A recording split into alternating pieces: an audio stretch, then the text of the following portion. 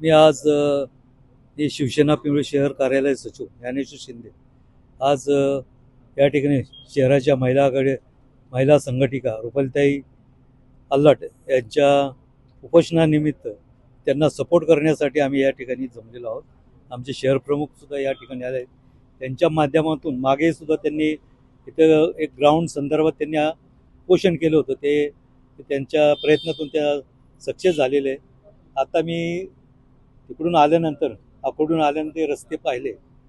हा चिखलीचा चौकातला रस्ता बघा, एवढा धुळाळा झाला, खड्डे पडलेले आहेत.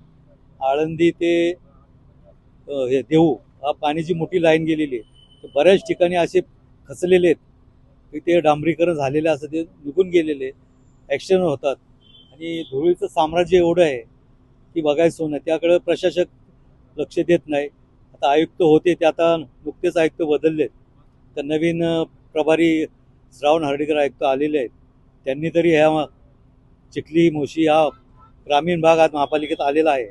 त्यांच्या या गरजा आहेत, रस्ते असो, पाण्याचे असो, ड्रेनेज असो, आरोग्याच्या असो, सगळ्या ह्या सुविधा त्यांनी लक्ष घालून त्या नागरिकांना त्यांच्या आरोग्यासाठी चांगलं कसं होईल किंवा आरोग्य लहान मुलांचे कुठले आजार असतील, साथीचे आजार असतील, ह्याच्यामुळं ते आजार पळवतात.